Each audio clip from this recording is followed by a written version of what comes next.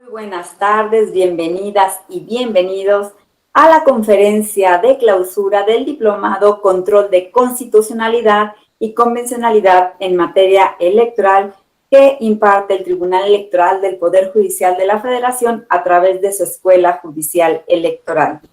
Agradezco a las y los integrantes que se encuentran aquí en esta plataforma y también agradezco a las personas que nos siguen a través de nuestras redes sociales. Y bueno, pues el día de hoy nos congratulamos en cerrar con broche de oro con un excelente doctor, amigo de nosotros y bueno, pues qué mejor que cerrar con él, el doctor don Sergio García Ramírez, a quien le doy la más cordial bienvenida. De verdad, doctor, es un honor tenerlo con nosotros, un gusto. Y antes de cederle el uso de la voz, voy a leer la síntesis curricular del doctor Sergio García Ramírez. Él es licenciado en Derecho por mención honorífica y doctor en Derecho por mención magna cum laude por la Facultad de Derecho de la Universidad Nacional Autónoma de México. Cuenta también con doctorados honoris causa por varias universidades mexicanas y extranjeras. Es investigador en el Instituto de Investigaciones Jurídicas, profesor de la Facultad de Derecho de la UNAM e investigador nacional emérito en el Sistema Nacional de Investigadores. Ha impartido cursos y conferencias en universidades y otras instituciones de América y Europa. Ha recibido numerosas preseas gubernamentales, profesionales y académicas. Es autor de diversas obras y numerosos artículos de revistas de investigación, docencia y divulgación, publicados en México y en el extranjero, las cuales en su mayoría abordan temas jurídicos y criminológicos. Ha sido juez y presidente de la Corte Interamericana de Derechos Humanos y consejero electoral en el Instituto Federal Electoral. En el año 2019 se le otorgó el grado de profesor emérito de la UNAM. Querido doctor don Sergio García Ramírez, de verdad le vuelvo a dar la gran bienvenida con nosotros y bueno, pues sin más le cedo el uso de la voz porque él nos va a dictar la conferencia denominada El control de convencionalidad, balance y retos en el derecho mexicano. Muchísimas gracias, doctor. Adelante. Muchas gracias a ustedes por su generosa hospitalidad y por tan amable presentación que de mí ha hecho la doctora Rubalcaba. Estoy muy lejos de merecerla. Ella habló de cerrar este curso con broche de oro. Cuando oí yo que se cerraría con broche, estuve a punto de apagar mi cámara y mi micrófono porque pensé que iba a ser otra la persona que compareciera ante ustedes, pero no quiero ser descortés y por lo tanto persisto aquí frente al micrófono y frente a la cámara.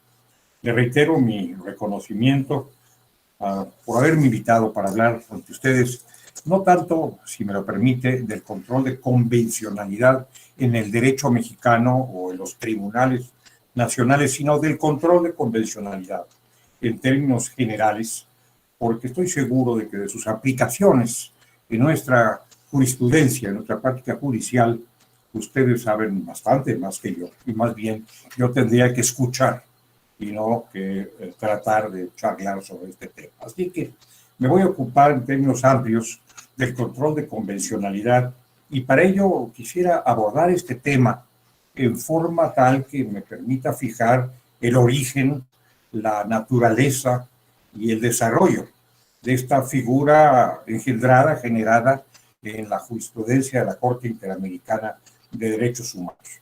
Aquí, al hablar de control de convencionalidad, por supuesto, nos estamos refiriendo, poniendo todo el acento, en el orden de los derechos humanos, no del control de convencionalidad o de la convencionalidad en otras disciplinas, en otras áreas, aunque claro, estimo que podemos extender lo que se diga a propósito de los derechos humanos a otras especialidades.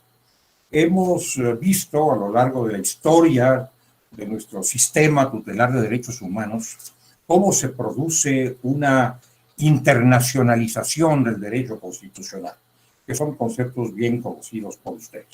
Los derechos humanos aparecen, se consagran inicialmente el derecho constitucional y son un tema de derecho interno, aun cuando las grandes declaraciones pretenden es el carácter universal, la realidad es que son un tema de derecho interno, de derecho constitucional. Y de aquí, cuando surge el llamado derecho internacional de los derechos humanos, para proteger al ser humano frente a todas las instancias, a todas las autoridades en el mundo entero, proviene la internacionalización de los derechos que estaban en la Constitución y que pasan también a integrarse en esta nueva rama del derecho internacional, el concerniente a los derechos humanos. Florece este derecho internacional de los derechos humanos, empieza a avanzar, a recoger más y más expresiones del derecho y de la libertad, y cuando es un aparato ya muy frondoso, como en la actualidad ocurre, viene un movimiento distinto, en sentido inverso, el de la constitucionalización del derecho internacional, que es lo que ha ocurrido justamente en la Ley Suprema Mexicana, con especial énfasis, no solamente esto, pero con especial énfasis en la reforma de año 2011, que todos conocemos y cuya primera década estamos celebrando. En América Latina, en los países de lo que llamamos nuestra América, de la Patagonia al Río Bravo, esto se ha presentado de una manera muy intensa.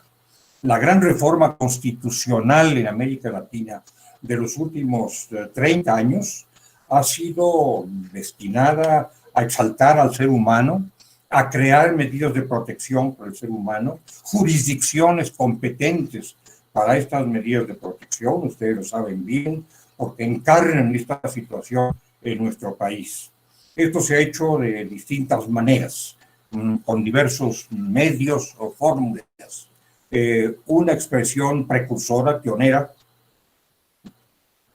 es la recogida en la reforma constitucional argentina de 1994, que zanjó este dilema, esta antinomia entre derecho internacional y derecho constitucional, elevando al rango constitucional las declaraciones, cosa que no ocurre en México, y los tratados internacionales, cosa que sí ocurre en México, sobre derechos humanos. En la inteligencia de que, a diferencia de lo que hicimos nosotros, los argentinos han establecido un catálogo, una relación de convenciones, pactos o tratados que tienen ese rango de alcance constitucional. Esta es la fórmula argentina, que ha operado para ellos, según entiendo, así lo manifiestan, de una manera muy eficaz y que se ha proyectado sobre todo el aparato jurídico argentino. Pero esta no es la fórmula única, no es la única manera de proceder en esta gran reforma del derecho constitucional de América Latina. Otras constituciones, son varias, trátese de leyes supremas nuevas, de reciente emisión, trátese de reformas a las leyes que ya existían, recogido también expresiones que incorporan el derecho internacional de los derechos humanos, los tratados, particularmente los tratados de derechos humanos que otorgan mayores y mejores garantías que los textos nacionales. Es decir, se empieza a poner el acento en lo que solemos llamar el principio pro homine. Esto hace nuestro artículo primero constitucional hoy día, con algunas salvedades, con algunas modalidades que quizá habrá tiempo de comentar. Todo ello nos lleva entonces a un reino distinto del derecho nacional tradicional. Nos lleva al territorio de los tratados internacionales. Si nos referimos a un control de convencionalidad, estamos aludiendo justamente a ese otro territorio. Estamos aludiendo a convenciones, tratados o pactos de alcance internacional, alguien diría supranacional, que han surgido en nuestro tiempo, en varias décadas, de una manera muy numerosa y muy lozana. Estos tratados han sido analizados por los estudiosos de la materia, destacando en ellos ciertos rasgos muy relevantes que los identifican, que los caracterizan, aun cuando en algunos casos, por supuesto, estos rasgos son comunes a los de derechos humanos y a los de otras materias. Por lo que hace a los de derechos humanos, se dice que son especiales con respecto a los de otras materias. Esto en cuanto que Los tratados en general son convenciones, acuerdos de voluntades celebrados entre potencias, entre poderes, entre los poderosos, entre los estados que han poblado el escenario internacional y que generan derechos y obligaciones recíprocas. Pero los sujetos son los estados de la generalidad de los tratados, de una manera vinculante, bilaterales o multilaterales. En el caso de los tratados sobre derechos humanos, hay un nuevo personaje, el personaje que caracteriza el derecho internacional de los derechos humanos, que es el ser humano precisamente. Este es el dato definitorio del derecho internacional de los derechos humanos. Por primera vez en la larga historia de las convenciones internacionales, el ser humano ocupa un lugar en el escenario. Se constituye, se convierte no solamente en un sujeto del tratado, sujeto de derechos, sino en el objeto, en el fin, en el propósito, en el destinatario de este género de tratados internacionales. De ahí que el primer rasgo que al respecto se destaque es el de que son tratados especiales. Y con esa especialidad ingresan en las constituciones, a menudo en un rango superior al de otros tratados. Yo diría que eso es lo que ocurre en la Constitución mexicana, por lo que toca a derechos consagrados en tratados internacionales. Un rango superior al que pudieran tener otras facultades y obligaciones previstas en tratados internacionales. Bien, otro dato característico de estos tratados, pero no solo de ellos, y ni siquiera solamente de las normas internacionales, sino también de las nacionales, es que se trata de cuerpos vivos, se dice. La jurisprudencia europea, si no recuerdo mal, creó esta figura de los cuerpos vivos, que podríamos aplicar también en la jurisprudencia interamericana, y que de hecho allí la hemos aplicado, y en otras dimensiones, en otros espacios. En el sentido de que no han permanecido inertes en los términos en que fueron redactados y con la interpretación inicial que se hizo de sus conceptos, de su literalidad. Cambia el mundo, cambian las sociedades, cambian las relaciones humanas, surgen nuevas necesidades, nuevos conceptos, nuevas exigencias, y esto confiere vitalidad a los tratados internacionales. Los convierte en cuerpos vivos que deben estar al paso del tiempo, actualizados. Su lectura tiene que hacerse calándose el lector los anteojos de este tiempo para leer las palabras del pasado. Pero lo mismo ocurre con una constitución. Vaya que tenemos un ejemplo muy cercano a nosotros en la Constitución de los Estados Unidos de América, una constitución más que bicentenaria, que apenas ha recibido una treintena de enmiendas y que sin embargo ha permanecido vigorosa y vigente durante más de un par de siglos, gracias a la lectura jurisprudencial que va encontrando nuevos contenidos, sin traicionar, diría yo, el espíritu inicial libertario, pero va encontrando nuevos contenidos en los viejos textos constitucionales. Otro tanto ocurre con nosotros, nuestra intérprete suprema, la Corte de Justicia, pues también relee, ahora más que nunca, es algo de lo más interesante y novedoso, definitorio de estos nuevos tiempos, relee los textos constitucionales sin necesidad de que nuestro muy diligente poder revisor esté trabajando todos los días, aunque con frecuencia lo hace, incorporando nuevas expresiones, nuevas palabras, modificando los textos, pero hay un supremo intérprete de la Constitución jurisdiccional que hace las nuevas lecturas de las viejas palabras de los textos constitucionales. Eso exactamente ocurre con los tratados. El Pacto Internacional de Derechos Civiles y Políticos del año 66 no ha sufrido reformas, algunos protocolos sí, pero reformas del pacto mismo desde ese año. La Convención Americana sobre Derechos Humanos de 1969 no ha sido modificada, aunque existan protocolos adicionales. Y no lo ha sido por cautela política, por defensa de los derechos humanos, pero no lo ha sido. En consecuencia, tanto la Comisión como la Corte Interamericana, a la hora de interpretar y aplicar esa convención, muchos años después de que fue redactada, tienen que generar los nuevos contenidos que están alojados, que están en germen en las antiguas palabras, en las palabras de 1969, lo que es necesario entender en 2021, que creo que es el año en el que nos encontramos. Entonces, este es otro rasgo importante a destacar en estos tratados internacionales. Algo adicional es la forma en que los tratados a los que nos estamos refiriendo y que son el eje del control de convencionalidad, la forma especial en que imponen deberes a los estados. Sabemos muy bien que los tratados se celebran entre estados, que se obligan a través de estos tratados, pero hay un dato interesante en los tratados de derechos humanos. Los primeros artículos no se refieren en estos instrumentos a las libertades fundamentales, a los derechos primordiales, se refieren a las obligaciones, a los deberes de los estados, a los que solemos identificar como los deberes generales de los estados. El deber de respeto, el deber de garantía, el deber de adopción de medidas, el deber de colaboración, que constan en los artículos 1 y 2 de la Convención Americana sobre Derechos Humanos.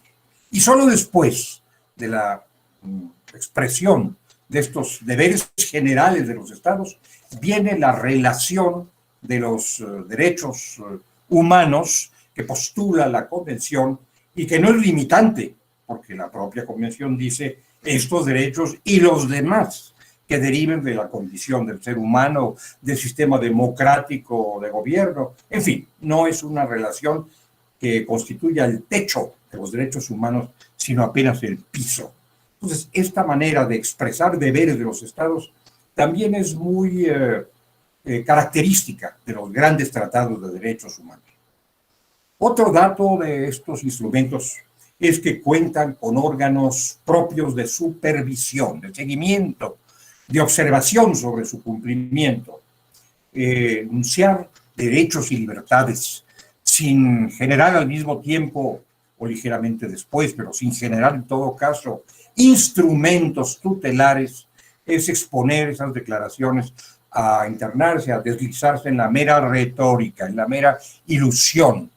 Gracias a nuestro juicio de amparo, por ejemplo, y al quehacer de nuestras comisiones de derechos humanos, las formas constitucionales tutelares de los derechos humanos en México adquieren positividad, pueden ser reclamadas, pueden ser rescatadas.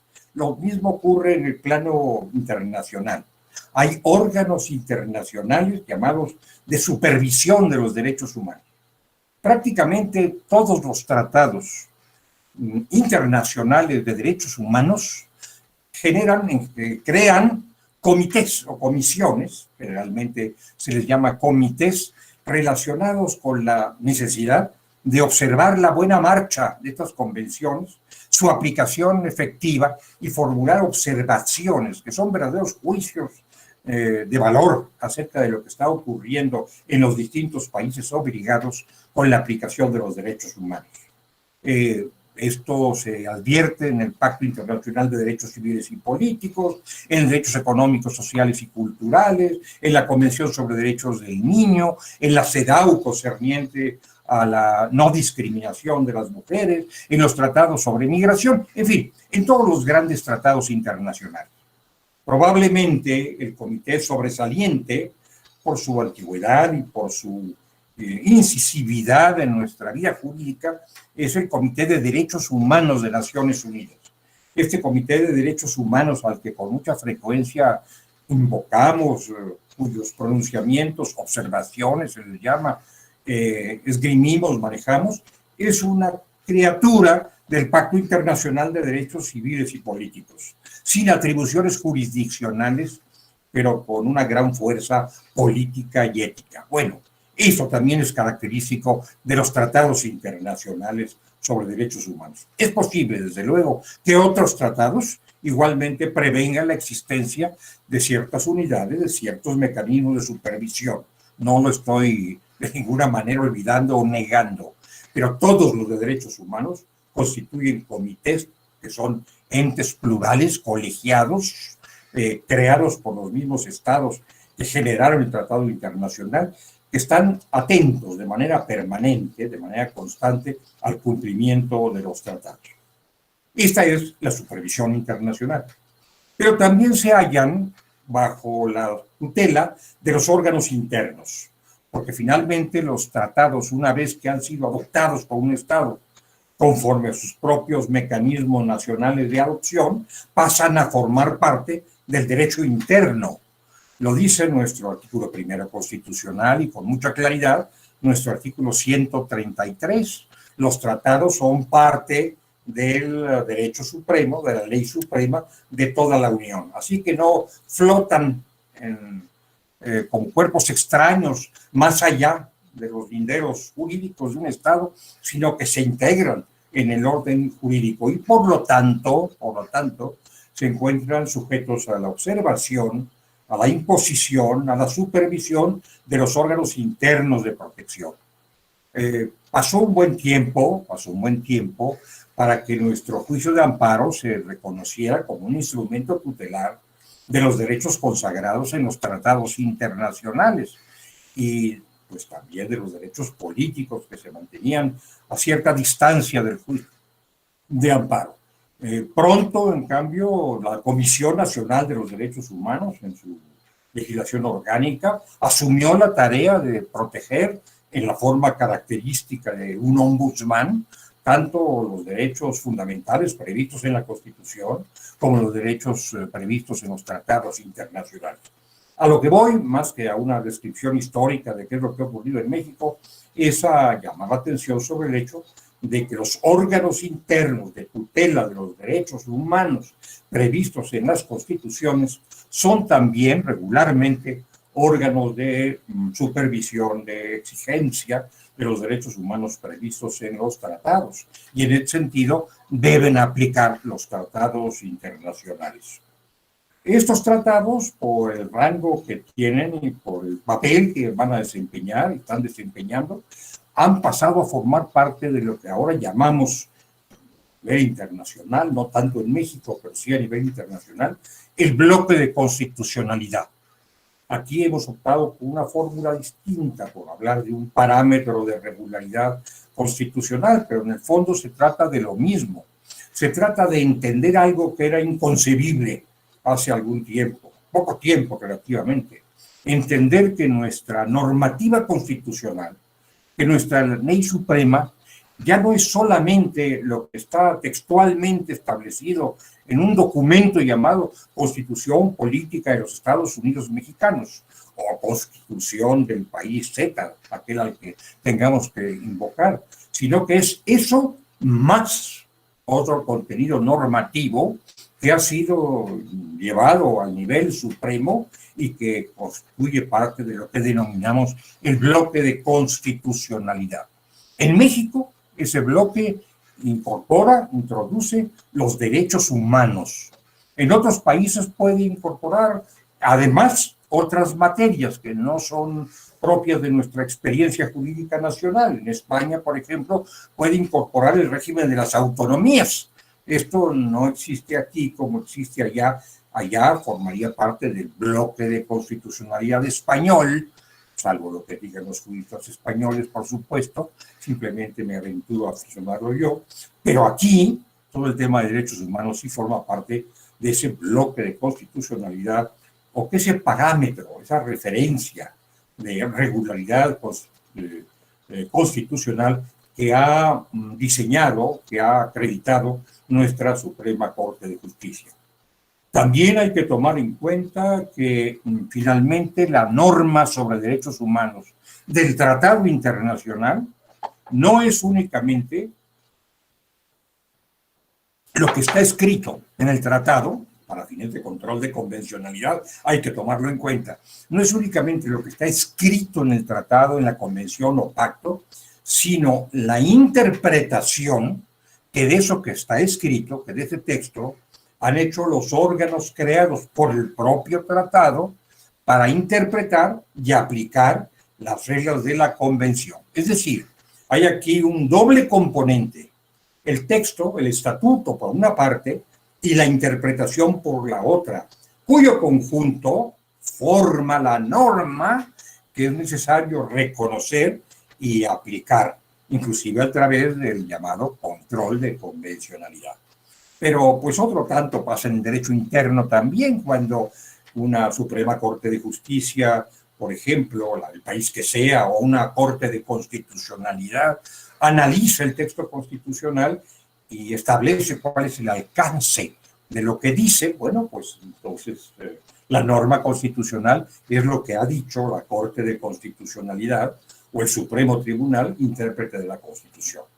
Por ello, Charles Evans Hughes dijo alguna vez en los Estados Unidos de América, cuando se le preguntaba qué es lo que dice la Constitución, qué es lo que dice la legislación, repuso, bueno, dice lo que diga la Suprema Corte de Justicia, que dice, que no es un juego de palabras, que es la realidad. Bueno, que dice, pues lo que diga la Suprema Corte de Justicia, porque finalmente es a lo que nos vamos a tener.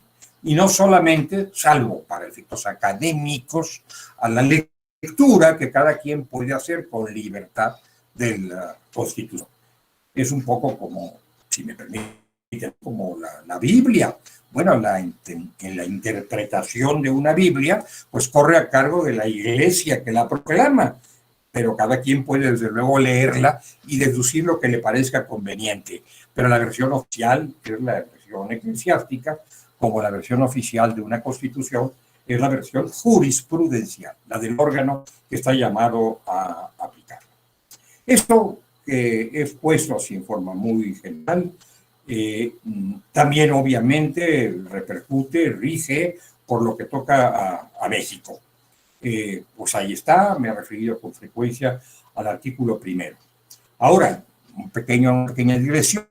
Yo desearía que llegara el día en que el artículo primero y el artículo 133 dijeran lo mismo y que esa fórmula común de ambos preceptos, convertidos en uno solo, o que pueden seguir siendo dos, pero que los preceptos digan lo mismo y se pueda entender lo mismo.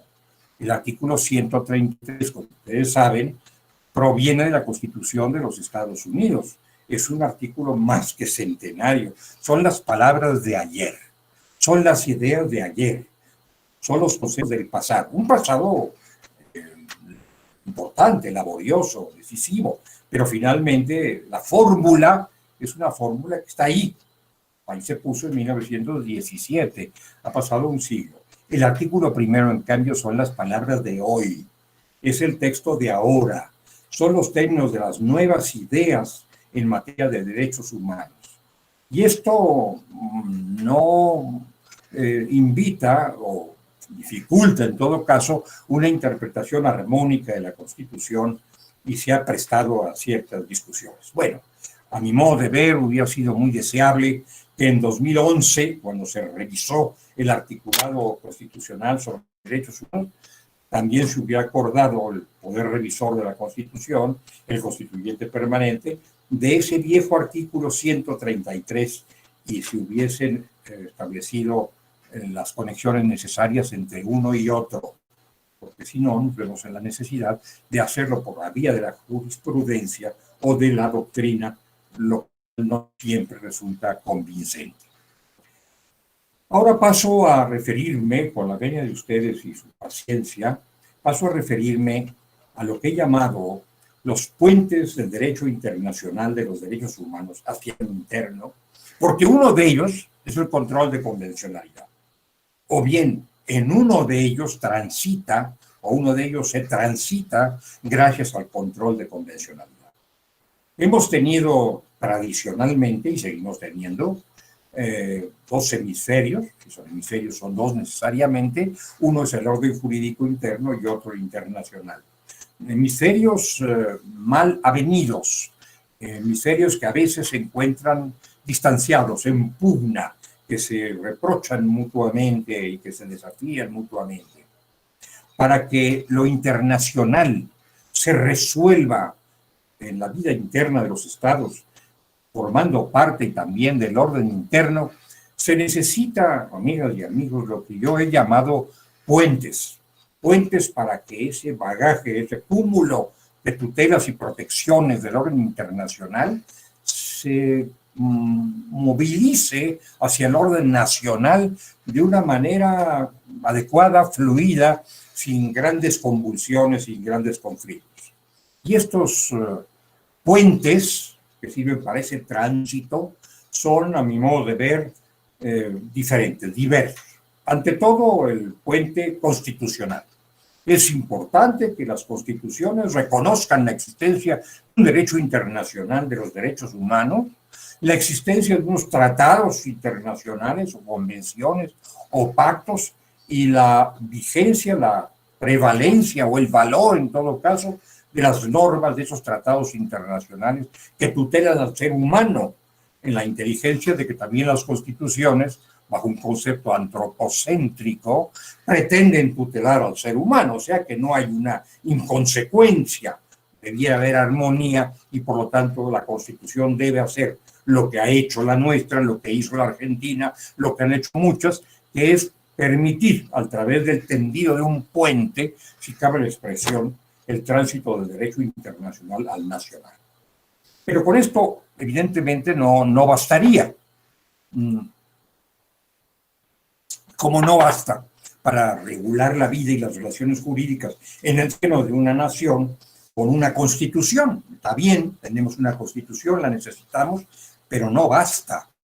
Se necesita ese frondoso conjunto de la legislación secundaria, de la legislación reglamentaria, que asuma los fines, los propósitos, los valores constitucionales y los desarrolle en distintos sectores a un nivel secundario o reglamentario. Necesitamos, pues, leyes para que también transite el sistema internacional. En México no tenemos unas leyes o una ley, sería una, bueno, puede ser más, pero en principio sería una para facilitar esta transición.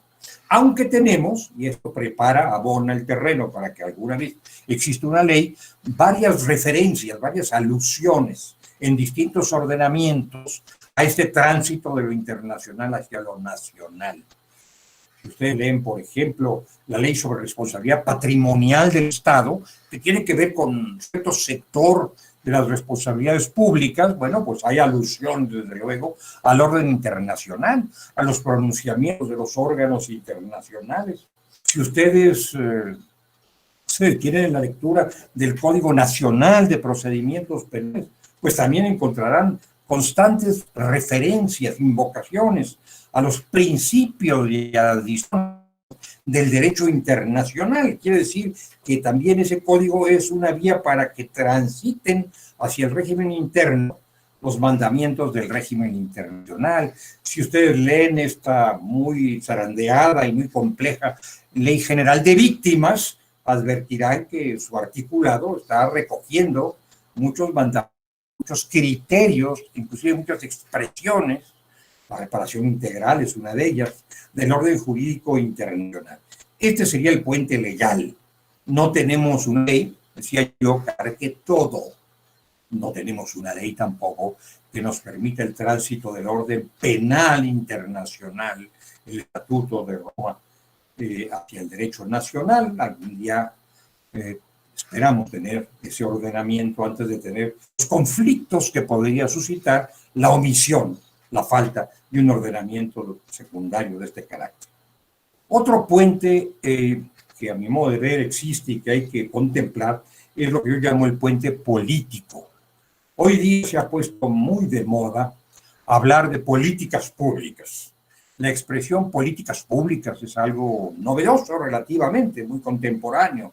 Tiene un aire renovador y todos hablamos todo el tiempo de políticas públicas. Necesitamos una política pública en materia de protección de mujeres, en materia de protección de niños, en materia de educación, en materia de salud. Bueno, estas llamadas políticas públicas, cuya naturaleza no me detendré, no son ni en la Constitución ni en la ley secundaria. Son guías para la actuación del Estado y de la sociedad también en determinadas áreas que nos interesan sobremanera. Y si ustedes también se detienen en la lectura de los programas en los que se incorporan a menudo las políticas públicas, programas de derechos humanos, por ejemplo, u otros programas más específicos, más especializados, advertirán que los programas y las políticas públicas incluidas en ellos también se reconocen en el espejo de los derechos humanos de carácter internacional. Muchas veces el redactor de ciertos programas o de ciertas políticas prácticamente ha tomado a la letra lo que dicen los tratados internacionales o lo que dice la jurisprudencia internacional. Y en ese sentido también ha tendido un puente. Luego tenemos un puente cultural. Esto es bastante más complejo, bastante más difícil de conseguir, pero no por ello menos necesario, yo diría que indispensable, para favorecer la operación de todos los demás puentes. Necesitamos tener una cultura de los derechos humanos, una cultura que es culto y cultivo del derecho y de los derechos humanos. Si no tenemos una cultura de derechos humanos, si no profesamos ese respeto casi reverencial y somos garantía nosotros mismos en nuestra conducta de la positividad de los derechos humanos, todo lo demás se desvanece. Queda a título de declaración, constitución, leyes, políticas públicas, si no hay una verdadera cultura, un verdadero respeto por los derechos humanos a nivel de la sociedad en su conjunto, lo demás puede flaquear, puede ser inoperante o su operación puede ser escasa. Y finalmente, quizá esto lo debía haber mencionado antes, pero quiero culminar con esto, finalmente tenemos el puente jurisdiccional. La jurisdicción, los juzgadores, los tribunales, también deben tender un puente para que el derecho internacional llegue al ámbito nacional. El control de convencionalidad circula en ese puente.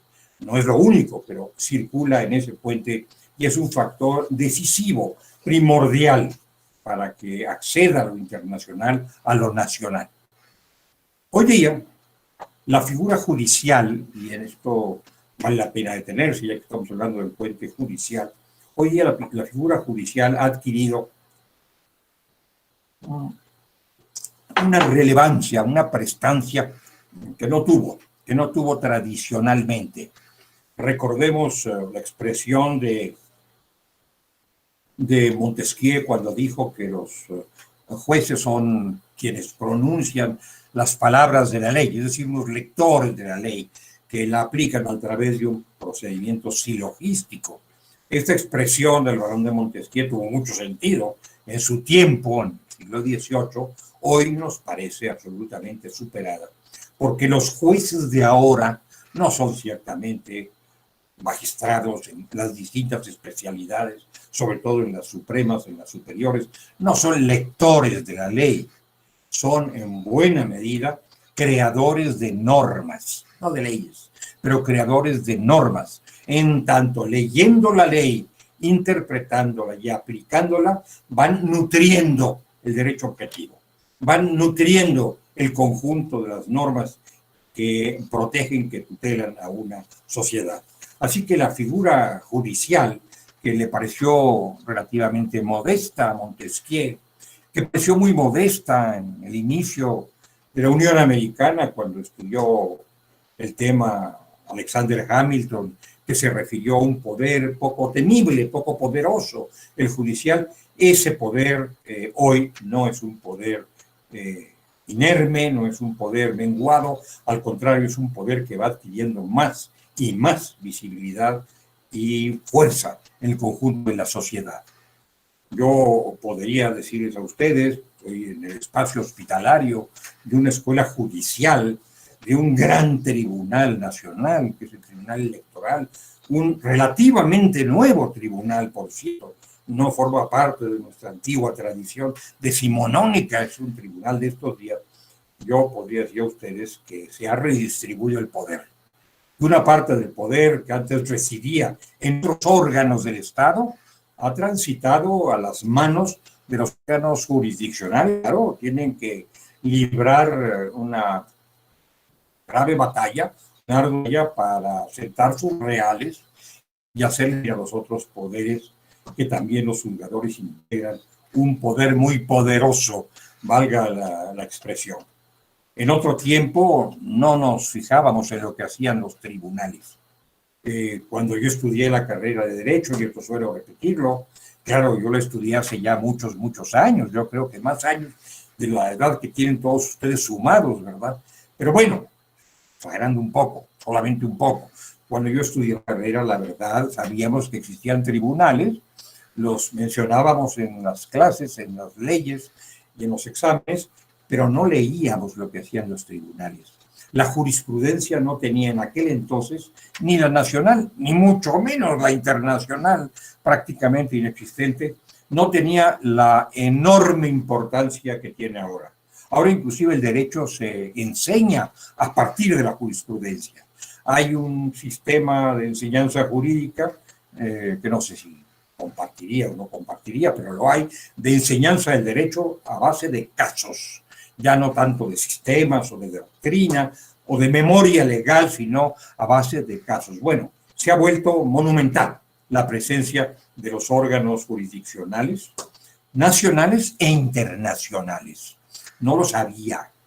En el universo de las relaciones internacionales no existían estas figuras que ahora pululan, que ahora son muy numerosas en el paisaje del mundo, que son los órganos internacionales de supervisión y de enjuiciamiento. Después de la Primera Guerra Mundial surgió el Tribunal Permanente de Justicia Internacional, declinó junto con la Sociedad de las Naciones. Después de la Segunda Guerra surgió el Tribunal Internacional de Justicia, vinculado a la Organización de las Naciones Unidas. Pero en esta etapa, en estos 60 o 70 años que han transcurrido, han surgido muy numerosos tribunales de múltiples especialidades que antes ni siquiera soñábamos y que acuden a ser rectores, a ser impulsores, a ser supervisores de las relaciones interestatales e inclusive interindividuales en el plano internacional. Esta es una novedad de este tiempo que ya va siendo largo y de la cual debemos estar conscientes. También ahí se manifiesta, bueno, la importancia de un control de convencionalidad realizado por los tribunales internacionales, que son los primeros abocados a supervisar los actos nacionales frente a las normas internacionales, pero también los nacionales. Ahora paso a referirme más específicamente, si me lo permiten, al control de convencionalidad en curso al que estamos atendiendo en estos días. ¿Qué es el control de convencionalidad? ¿Cómo surgió? ¿Cómo se ejerce? Bueno, sobre el particular hay, amigas y amigos, distintos pareceres. Yo voy a exponer el mío, con mucho respeto para otros que son muy diferentes. Podrían ser que incluso antagónicos, pero en todo caso diferentes. Respeto todos esos pareceres. ¿Qué fue lo que me llevó en lo personal a reflexionar sobre la misión judicial, la misión de los jueces internos en relación con los mandamientos internacionales y con la jurisprudencia internacional? Anecdóticamente, mi propia experiencia en la Corte Interamericana de Derechos Humanos me hacía ver que cuando un Estado litigaba ante la Corte Interamericana y sostenía su inocencia o su no culpabilidad por la violación de derechos humanos, finalmente se atenía a lo que decía el Tribunal Internacional.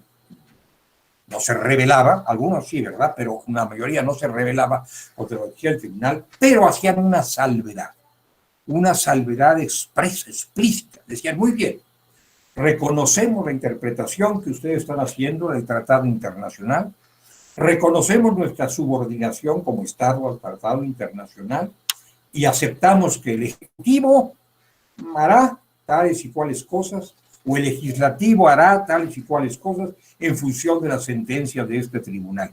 Lo que no podemos de ninguna manera asegurar o comprometer es lo que harán los jueces nacionales, una vez que llegue a sus manos la sentencia del Tribunal Internacional. Porque los jueces en mi país, no quiero decir México, en mi país, el país que fuera, el que estaba alegando en el foro de la Corte, los jueces en mi país son independientes, independientes de los otros poderes, independientes de cualquier instancia que no sea la ley y su propia convicción, su propia conciencia frente a la ley. Bueno, parece muy natural que se sostenga la independencia judicial. Yo también la sostengo y la profeso con absoluta convicción, pero cuidado, ¿de qué estamos hablando? ¿A qué nos estamos refiriendo? No podemos pensar que los juzgadores, en aras de esta autonomía o esta independencia judicial, son entes aerolitos sustraídos al Estado, entes ajenos al Estado, que por lo tanto no resultan obligados por las decisiones emitidas mediante intervención del Estado y con acuerdo del Estado que ha suscrito un tratado internacional. No podemos decir que el tratado internacional obliga a ciertos poderes, gobierno y parlamento, pero no obliga a los juzgadores que pueden actuar por su cuenta y desentenderse totalmente de lo que esté escrito en los tratados internacionales o de lo que esté interpretado y aplicado por los tribunales internacionales. Esto a mí me llamó la atención y me inquietó, y seguramente a mis colegas también, cómo es posible que excluyamos a los tribunales de la tutela de los derechos humanos de corte internacional. Recordemos entonces, lo recordamos allá, hay que recordarlo aquí, recordemos que en el mundo internacional, en las relaciones internacionales, el Estado comparece y se compromete como un todo. Es una sola persona jurídica y política la que comparece en el escenario internacional. No comparece por pedazos, por piezas, por sectores. No comparece solo el Ejecutivo, solo el Legislativo. Comparece el Estado en su totalidad, sin perjuicio, se entiende, de las atribuciones que las constituciones nacionales asignan a cada uno de los órganos del poder público. Este ya es un tema del derecho interno, pero en el plano internacional el Estado se compromete como un todo. Y es aquí donde debe apreciarse el quehacer del control de convencionalidad que se inscribe en el marco de lo que hemos llamado también, y dos palabras sobre esto, el diálogo jurisdiccional. Estos jueces todos, de todos los países prácticamente, que eran muy reclamantes de su soberanía, de su independencia, de su autonomía, solían marcar una frontera entre otros tribunales y los suyos. Solían desentenderse de las decisiones de otras jurisdicciones, nacionales o internacionales. Hoy esto ha ido pasando, ha ido cediendo. Ya no existe esa distancia, esa lejanía, ese desentendimiento de unos tribunales con respecto a otros. Dentro de una nación, donde las cosas se estructuran con más facilidad, con menos complejidad, pero tampoco dentro del mundo en general. Los jueces nacionales ya han comenzado a ver, y vaya que están mirando hacia las jurisdicciones internacionales, y los jueces internacionales también están mirando hacia las jurisdicciones nacionales. Y juntos, en diálogo, están construyendo criterios que van conformando paulatinamente un nuevo derecho compartido, que forman parte a la larga de eso que llamamos el derecho común, el jus comune, se suele decir, no solamente constitucional, sino el jus comune en general, un derecho común al que se acerca el conjunto de la humanidad. Este es el diálogo entre los tribunales, que no es sentarse en torno a una mesa redonda. Antes no se sentaban tampoco en torno a una mesa redonda a conversar, a compartir experiencias y proyectos. Es mucho más que eso. Es asumir en común criterios razonables, admisibles, que aplicar en el desempeño de las distintas jurisdicciones. Yo no practico el diálogo jurisdiccional por el hecho de ser un lector de lo que dice la Corte Colombiana de Constitucionalidad, que es muy famosa, o la Suprema Corte de Argentina, Yo practico el diálogo jurisdiccional cuando, convencido de las buenas razones, de los saludables criterios de la Corte Constitucional de Colombia o de Argentina o de cualquier otra, los ejemplos son muy sueltos, ¿verdad? Asumo esas doctrinas, esos criterios, esas teorías y los incorporo en mi propio desempeño jurisdiccional. Los hago míos, pasan a formar parte de mis razones, de mis argumentos, de mi manera de resolver y de decidir. Bueno, ahora más específicamente el tiempo nos va devorando, pero espero que en unos cuantos minutos más, si me los conceden todavía, señora directora, espero que me los conceda, aunque yo he dicho que, bueno, iba a ser más breve, pero no he conseguido ser. Soy prolijo, ¿qué le vamos a hacer? El diálogo, el control de convencionalidad. Hay definiciones, varias definiciones. Bueno, hay una de la Corte, en el caso Hellman, que es un poco insípida, dice que es una institución que se utiliza para aplicar el derecho internacional de los derechos humanos y específicamente la Convención Interamericana y sus fuentes, incluyendo la jurisprudencia de este tribunal. Bueno, es cierto, pero es insuficiente. El control de convencionalidad es un sistema de congruencia, de armonización, de adquisición, de asunción de criterios que provienen de tratados internacionales y de jurisdicciones internacionales. Aquí hay que atender a una serie de supuestos, iba a decir suposiciones, no, a una serie de supuestos. El control de convencional supone la diferencia de normas y cierta graduación entre ellas, cierta jerarquía entre ellas, porque si las normas son estrictamente del mismo nivel, de la misma jerarquía, del mismo orden, de la misma fuerza de obligar, pues ¿por qué van a disciplinarse unas a las otras? Llega el momento en que si no logramos una interpretación conforme, como solemos decir, tendremos que entender que debemos aplicar las interpretaciones provenientes de un tribunal que tiene un grado decisivo. No es que sea predominante, pero sí un grado decisivo dentro de su propia competencia. Por ejemplo, la competencia del derecho internacional de los derechos humanos, no la competencia mercantil o penal o agraria, no, la competencia del derecho internacional de los derechos humanos. Entonces, hay una diferencia en la gradación normativa. También supone una diferencia de órganos, un órgano que controla y un órgano controlador. Control de convencionalidad también implica la existencia de esos dos órganos, el que va a ser controlado en sus actos y el que va a ejercer el control. Y el que va a ejercer el control, en un momento dado, se superpone o se sobrepone al que va a ser controlado. Y finalmente, otra cosa que hay que distinguir, y aquí hay un tema a tratar, que es un tema muy complicado, aunque sea un enunciado fácil, es la diferencia que existe, ojo, lo subrayo, entre acatamiento o subordinación y control de convencionalidad. Dice nuestro artículo 1 de la Ley Suprema que todas las autoridades del país, federales, locales, de la Ciudad de México y municipales, están obligadas a cumplir los términos de los tratados internacionales sobre derechos humanos. Eso es obligación, eso es subordinación, eso es acatamiento, eso es cumplimiento, pero no es necesariamente control.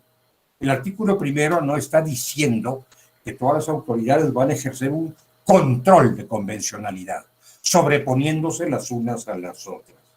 Deben cumplir. Nosotros también debemos cumplir lo que dicen las leyes, por supuesto. Debemos cumplir lo que dice la Constitución, pero eso no nos convierte en controladores de la conducta de nuestros conciudadanos. Cumplidores, sí. Acatamiento, sí, pero no control sobre la conducta de nuestros conciudadanos. Si no se advierte esta diferencia que existe entre controlador y controlado, entre acatamiento o cumplimiento por una parte y control por otra parte, las cosas se complican enormemente y creo que como a veces no se ha hecho esta distinción, las cosas a menudo se han complicado enormemente.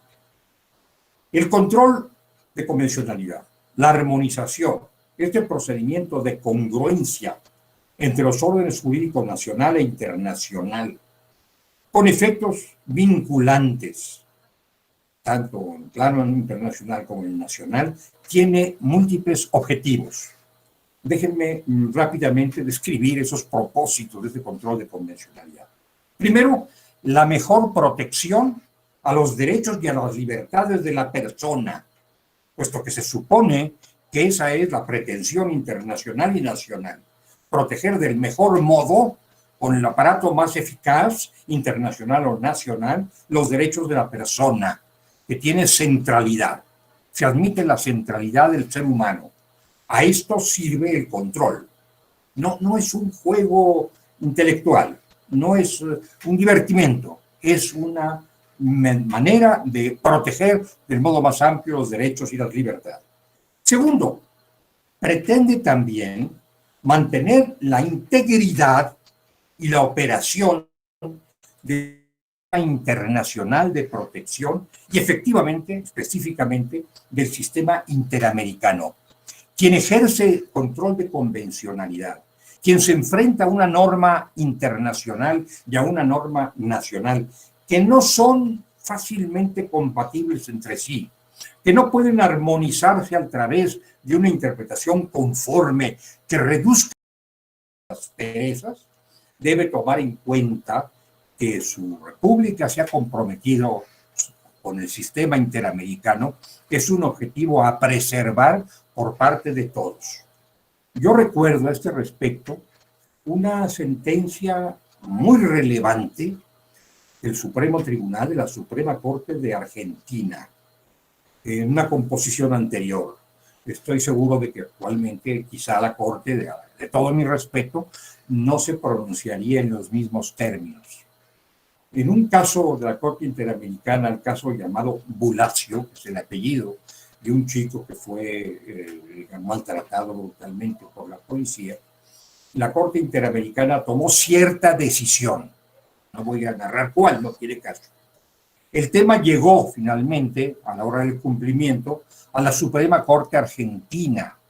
Y los integrantes en aquel entonces de la Suprema Corte Argentina establecieron, y yo creo que tuvieron buenas razones para decirlo así, yo, pasado el tiempo, comulgué con ellos, establecieron que no había acertado la Corte Interamericana y no estuvieron de acuerdo con la decisión, pero agregaron, no estando de acuerdo, vamos, sin embargo, a dar cumplimiento a la decisión de la Corte Interamericana porque necesitamos preservar el sistema interamericano de protección de los derechos humanos. Si nosotros negamos el cumplimiento, si nosotros negamos la atención a esos criterios, vamos a erosionar, vamos a sembrar la ruina del sistema interamericano. Fue realmente muy interesante ese tema al amparo de la Corte Suprema de Argentina. Tercero, pretende el control de convencionalidad, y esto también es muy importante, muy destacado, la elaboración, participar en la elaboración de esto que he llamado el jus comune. El controlador de convencionalidad está mirando, claro, su norma interna, pero está mirando ante todo la convención que colide con el derecho interno y está procurando participar en la elaboración de este que llamamos un jus comune, un derecho común. A través del sistema de control no se está pretendiendo el predominio, la interpretación, la vigencia de la Constitución. Eso es control de constitucionalidad. El control de convencionalidad pretende una interpretación uniforme de la Convención, del Tratado Internacional. Puede la Constitución recoger el imperio del tratado internacional, pero finalmente son dos cosas diferentes. Una es asegurar la primacía de la Constitución, indiscutible en un Estado de Derecho, y otra es asegurar el imperio de los derechos humanos en los términos previstos en un tratado internacional y según la interpretación que se hace de ese tratado internacional. Esta es la tarea de quien ejerce el control de convencionalidad. Y por otra parte, y desde una perspectiva muy pragmática, ejercer el control de convencionalidad interno, pues los pone a salvo de los controles que pudieran provenir del exterior. Si nosotros depuramos lo que ocurre aquí con nuestras propias normas y con nuestros propios tribunales, ya no existirá la posibilidad real de que esto se lleve al escenario internacional y de que se genere un problema, un tema para la jurisdicción internacional que culmine en una condena al Estado nacional. Entonces, es un sistema de depuración interna para evitar la depuración internacional. Así que bien hacemos en ejercer un control inteligente de convencionalidad, tomando en cuenta los criterios del intérprete del Tratado Internacional, que es la Corte Interamericana, para evitar que el Estado mexicano se vea demandado y eventualmente pierda el pleito en una jurisdicción internacional. Bueno, la doctrina del control de convencionalidad tiene un desarrollo ya de un cierto número de años. Fue concebida en el seno de la Corte Interamericana. Surgió inicialmente al calor de ciertos votos individuales, ciertos votos particulares de un juez de la Corte Interamericana, que previamente había pensado que había necesidad de ajustar o añadir al control de constitucionalidad lo que ese juez llamó control de internacionalidad. Luego el juzgador reflexionó y pensó que hablar de control de internacionalidad no era muy airoso desde el punto de vista idiomático y que mejor sería hablar directamente de control de convencionalidad, porque no se trata de ajustarse a lo internacional así vagamente, sino a la convención, al tratado internacional. En su origen, el control de convencionalidad dirigido hacia los tribunales nacionales fue establecido como una misión judicial.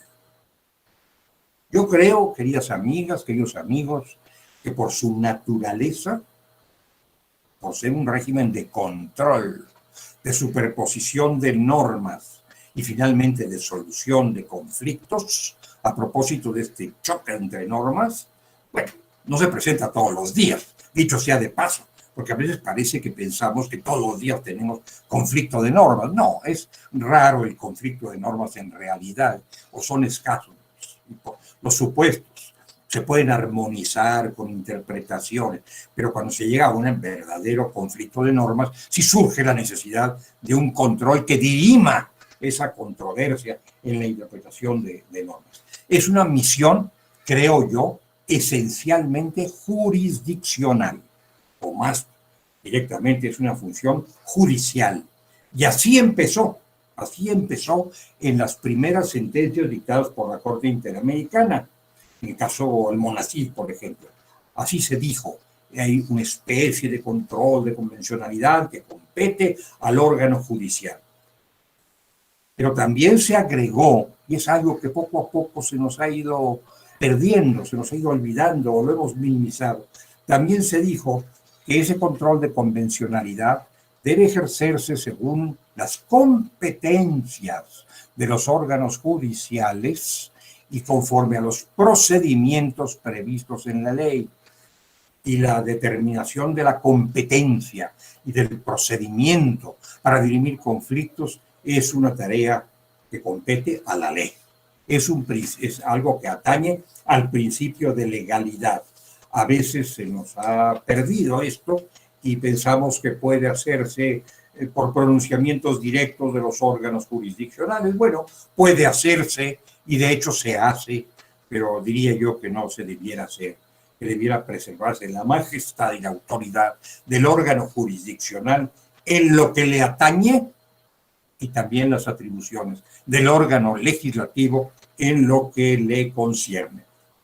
Más adelante se ha llegado a suponer que el control de convencionalidad puede ser ejercido, así lo ha dicho la Corte Interamericana en algunas sentencias que ya establecen su jurisprudencia constante, puede ser realizado por un auxiliar de la Administración de Justicia. Bueno, auxiliares de la Administración de Justicia pueden ser los empleados de intendencia, los policías o los secretarios, pero no son juzgadores, son auxiliares. O bien, un paso adelante, no sé si es adelante o no, pero un paso adelante cronológicamente, por cualquier órgano del Estado, por cualquier agente u órgano del Estado que debe ejercer este control de convencionalidad. Aquí es donde las opiniones se bifurcan o se trifurcan, en fin, van por distintos caminos.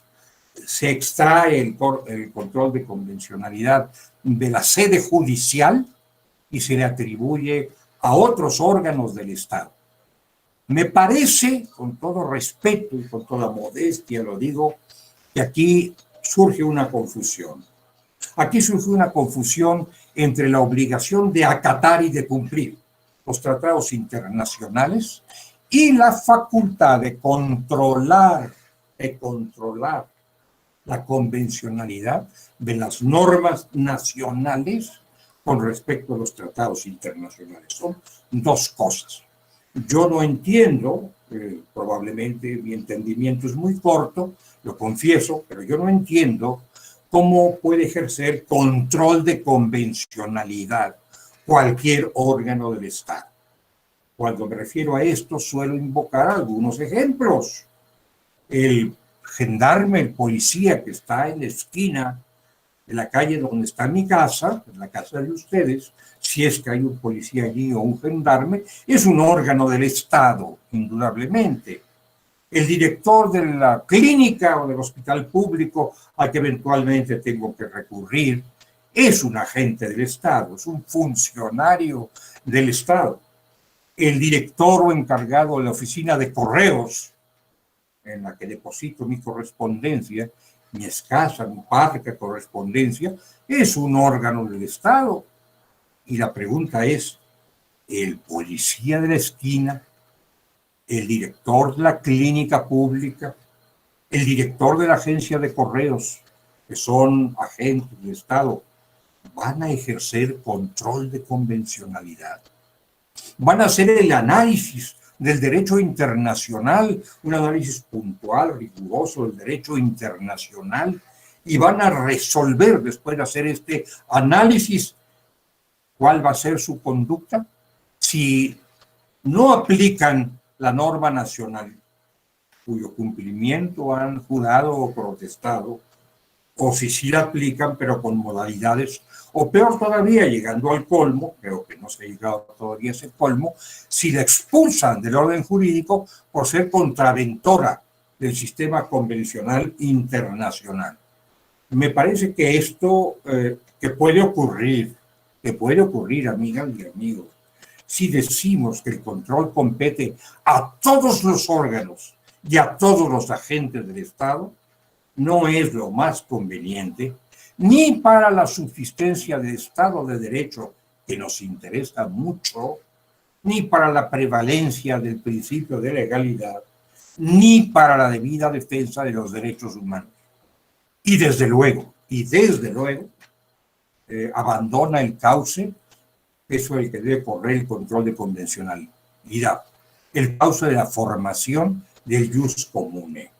No veo cómo estos órganos a los que me he referido, que son muy respetables, todos lo son, va a concurrir a formar un jus comune interamericano sobre derechos humanos. Bueno, me he extendido más de lo que debí extenderme.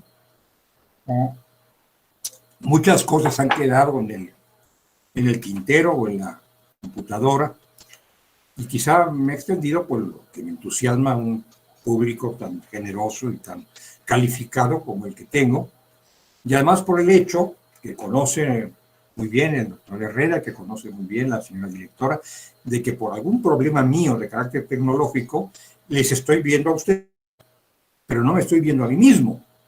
Entonces no puedo advertir en mi rostro señales de fatiga y por lo tanto, bueno, sigo hablando y hablando y hablando hasta el momento en que ya me falla la voz. Así que, queridas amigas, queridos amigos, yo con esto termino mi charla, no es una conferencia, no pongo ningún broche de oro, y si pongo algún broche ciertamente no es de oro, y les agradezco enormemente la hospitalidad de esta escuela judicial y la generosidad de su atención. Muchas gracias, muy buenas noches. Muchísimas gracias, querido doctor don Sergio García Ramírez. La verdad es que muy interesante todo lo que nos platica sobre este tema del control de convencionalidad. Como siempre, es de verdad gratificante escucharlo. Y bueno, pues ya derivado de su conferencia ya tenemos varias preguntas que, si me permite, se los voy a hacer. Voy a ceder el uso de la voz al magistrado Salvador Alejandro Pérez Contreras, que tiene una pregunta. Adelante, por favor. Sí, adelante. Gracias. Muchas gracias, mi querida directora Gaby Rubalcaba. Un placer saludarte con el afecto y cariño de siempre, mi entrañable amistad, y sobre todo a todas y cada uno de los quienes hemos participado en este importante diplomado, ¿sí? Ejercido con gran destreza y maestría por tantos expositores que han estado aquí con nosotros. Mil gracias. Y bueno, doctor, una pregunta, no sin antes también agradecerle mucho, porque son años y años de poder compartir con usted en diferentes foros, cátedras en las cuales hemos tenido la oportunidad desde el Centro de Capacitación y ahora Escuela Judicial Electoral, y desde luego que eso también nos llena de mucha satisfacción poder tener todavía con nosotros en este espacio tan importante de intercambio académico. Gracias, doctor, y sobre todo que la salud ha sido fortaleza en usted, un ejemplo a seguir de verdad para muchos de nosotros en esta etapa de nuestras vidas. Dice, doctor, aquí me llama mucho la atención una pregunta, sobre todo porque derivado de la reforma constitucional que se hizo en 2019, y desde luego al artículo 19 de nuestra Carta Magna, el tema del uso de programas sociales con fines electorales. ¿Podremos considerar esta incorporación al texto constitucional, que debería conceptualizarse, porque así formulaba la pregunta, la corrupción como una violación a los derechos humanos? Bueno, su pregunta, licenciado, que mucho agradezco, es muy provocadora, porque me invita no solamente a ponderar la corrupción como una violación o no a los derechos humanos, sino que naturalmente me insta a opinar, no puedo evitarlo, sobre la prisión preventiva oficiosa, porque esto está inserto en esta reforma, en esta malhadada reforma al artículo 19 constitucional. Y debo recordar que esta institución de la prisión preventiva oficiosa no es producto de la reforma de 2019, es producto de la reforma constitucional de 2008. En 2008 se introdujo la prisión preventiva oficiosa al lado de lo que yo he llamado la prisión preventiva ponderada. Yo creo que la prisión preventiva debe utilizarse con una enorme mesura y que debemos atenernos a la necesidad estricta de privar de la libertad y no llegar al colmo de privar de la libertad a series de personas en función de series de delitos previstos en la Constitución, nada menos que en la Constitución, y ahora regulados por una reforma secundaria de hace unos cuantos días, del mes de febrero, que modificó 9 leyes para acomodarlas a la prisión preventiva oficiosa. Esto riñe frontalmente, te lo digo con desenfado, yo ya no soy juez de la Corte, ni mucho menos, y por lo tanto no comprometo a nadie más que a mí mismo. Esto riñe frontalmente con la jurisprudencia de la Corte Interamericana a propósito de medidas cautelares. y específicamente de la prisión preventiva. Se ha postulado por la Corte Interamericana que solo puede echarse mano de estas medidas cautelares para asegurar la comparecencia del imputado en juicio, para asegurar el buen desarrollo del proceso, eventualmente para proteger a la víctima y a otros protagonistas del drama judicial. Pero aquí lo estamos utilizando como una medida de política criminal en función de los delitos que se dice se han cometido. Y esto me parece que sale totalmente de los criterios, no solamente de la Corte Interamericana, sino de las corrientes más avanzadas del derecho penal mínimo. Yo sé que tenemos problemas muy graves de seguridad pública y de justicia penal, pero resolverlos de esta manera tan opresiva y tan desmesurada me parece absolutamente impropio. Entonces, la corrupción es una vaguedad. Además, hay delitos cuyo bien jurídico está inserto en la preocupación que tenemos en materia de corrupción, pero es extraordinariamente peligroso llevar a semejante vaguedad en los bienes jurídicos, pero sobre todo manipular la prisión preventiva oficiosa, que a mi modo de ver no debiera existir, utilizarla como un instrumento de prevención criminal, que ya sabemos que no funciona. En fin, este es mi punto de vista. Gracias, licenciado, por esta provocación. Muchas gracias, querido doctor. Hay otra pregunta que realiza Antonio Urbina, me pide que si la puedo hacer por él. Dice, en su opinión, ¿el entendimiento del control de convencionalidad por parte de los juzgadores mexicanos se acerca al que tiene la propia Corte Interamericana? Bueno, yo creo que sí, se acerca, como dice quien me hace el favor de preguntar. Acercarse no es confundirse con, sino aproximarse. Yo creo que se acerca, pero lo que me preocupa, y también lo quiero decir con el desenfado que me permite la libertad que brinda este espacio, lo que me preocupa es cabalgar mucho sobre el control de convencionalidad y desahogar a propósito del control de convencionalidad los puntos de vista muy personales sobre la interpretación de tratados internacionales, cuando esto no es estrictamente necesario. Creo que hay, no en México solamente, creo que hay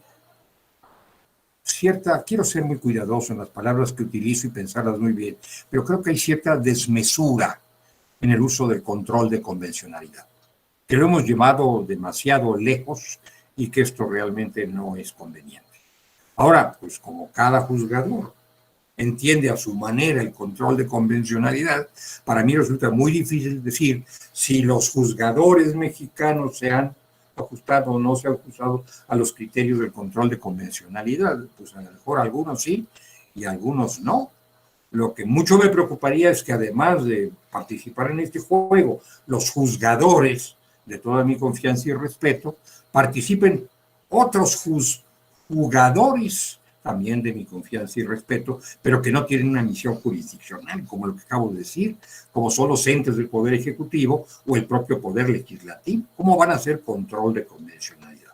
Esto no lo estimo adecuado. Pero en fin, ya le dije, es un punto de vista y yo siento que en términos generales estoy en minoría. Pero bueno, pues tengo mi punto de vista. Gracias. Muchas gracias, doctor. Hay otras preguntas que nos hacen llegar de redes, se las voy a hacer si me lo permite. ¿Existen pautas claras o parámetros establecidos que permitan una clara interpretación del control de convencionalidad? A mi modo de ver, sí existen. A mi modo de ver, sí existen, y la propia Corte Interamericana planteó, sobre todo en su jurisprudencia inicial, en qué consistía o cuándo o quién, la legitimación activa, quién podía hacer control de convencionalidad y en qué condiciones. Era un tema jurisdiccional que debía ejercerse según competencias explícitamente atribuidas, no cualesquiera competencias, las atribuidas para ejercer control de convencionalidad, de acuerdo con procedimientos establecidos en la ley. Eso quedaba perfectamente claro. La Corte Interamericana en aquella jurisprudencia sí dijo, bueno, no me pronuncio acerca de si este control debe ser difuso o concentrado, para hablar en términos del control de constitucionalidad, porque esto depende de la decisión de cada Estado según su experiencia y según sus posibilidades. Pero los parámetros básicos se establecieron, por lo que fue fundamental, y el desarrollo de esos parámetros pudo habernos llevado en un rumbo más estricto, más riguroso. No fue así, bueno, pero tampoco se ha hecho la última palabra, creo yo, ¿no? En principio no se ha hecho la última palabra sobre nada.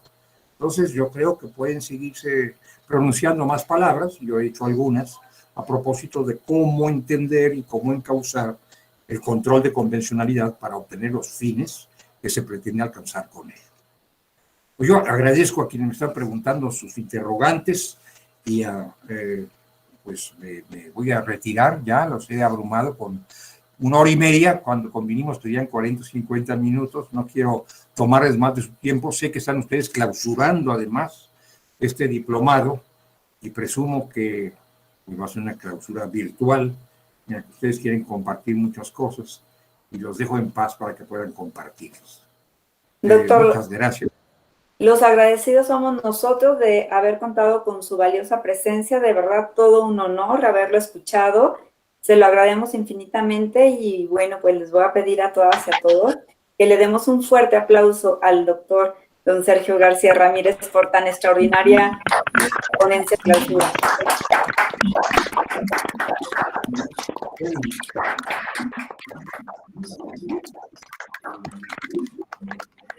Ahora, bueno, me sustraigo a la pantalla y al micrófono. Muchas gracias a todos por su paciencia. Muchas gracias, doctor. Le mandamos un abrazo. Muchas gracias. Un abrazo. Muchas gracias. Buenas noches. Gracias a todas y a todos. Un abrazo, doctor.